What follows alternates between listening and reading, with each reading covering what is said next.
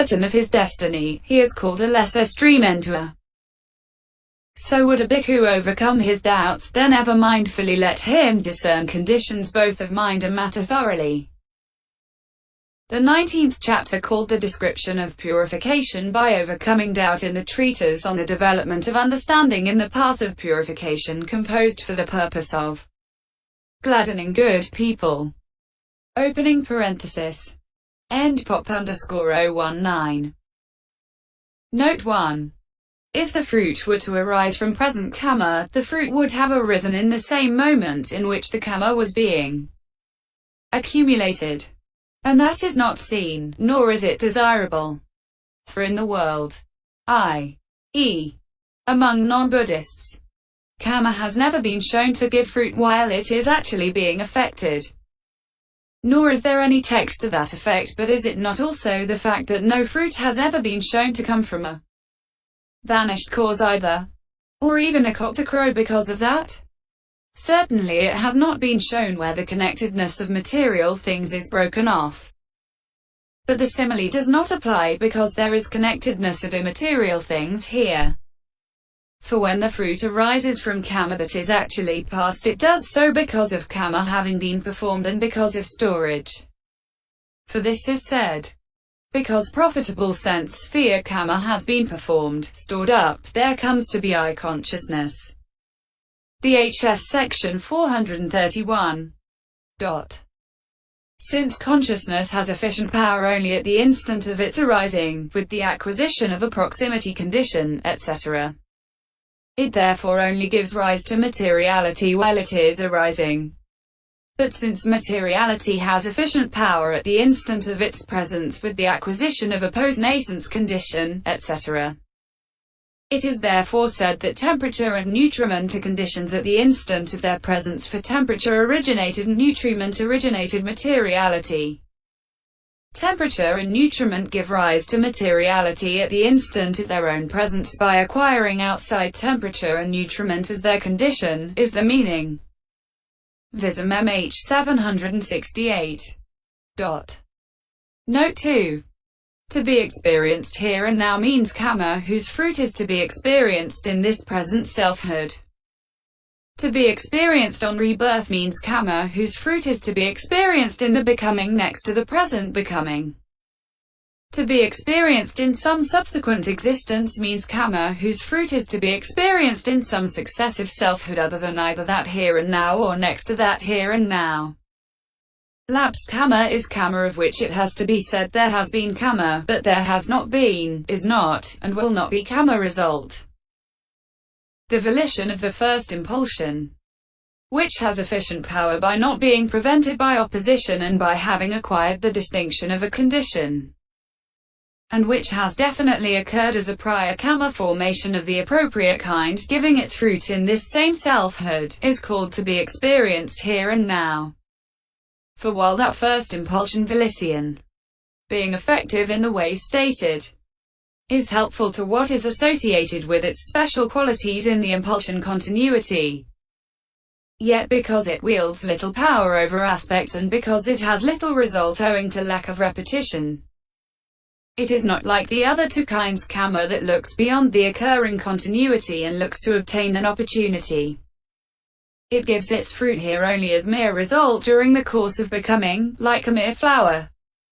But if it cannot do so, kamma's giving of result comes about only through the due concurrence of conditions consisting of suitable essentials of becoming, means, etc., failing which it is unable to give its result in that selfhood that accomplishes its purpose, that fulfills its purpose consisting in giving, etc., and in killing, etc. For the seventh impulsion to which this refers is the final impulsion in the series. And when it has acquired distinction in the way already stated and has acquired the service of repetition by the previous impulsions, it gives its result in the next selfhood and is called to be experienced on rebirth. Visum MH 769. Note 3. Weighty kamma is very reprehensible unprofitable kamma and very powerful profitable kamma. Habitual kamma is what is habitually, continually done and repeated. Death threshold kamma is what is remembered with great vividness at the time next before death. What is meant is that there is no question about what is done at the time of death. That has been often repeated. He draws a distinction between this kind of kamma as stated and the habitual kind, and he likewise excludes kamma to be experienced here and now from it because the bringing on of rebirth linking is admitted. For the tetrad beginning with the weighty is stated as productive of rebirth linking. Herein, the weighty ripens first of all, and that is why it is so called. When weighty kamma is lacking, what has been much done ripens. When that is lacking, death threshold kamma ripens. When that too is lacking, then kamma done in previous births, which is called kamma stored up by being performed, ripens. And the last three when produced can be strong or weak. Vism MH 769 ff. Closing parenthesis. Vism MH then cites various birth stories and MN 136 in order to show how, for various reasons, the result of one kind of kamma may be delayed or displaced by the result of another. Vism MH concludes. This is the province of the Tathagata's knowledge of the great exposition of kamma, in other words, the mastery of the order of ripening of such and such kamma for such and such reasons. Note 4. Productive kamma is what produces resultant continuity by providing rebirth linking and so on. Consolidating kamma prolongs the occurrence of the continuity of pleasure or pain, or the endurance of materiality. Frustrating kamma slowly diminishes the endurance of pleasure or pain when they occur. It cuts off the result of other kamma without giving any result of its own. Supplanting kamma, however, cuts off weak kamma and makes its own result arise. This is their difference. Vism MH 771. Note 5.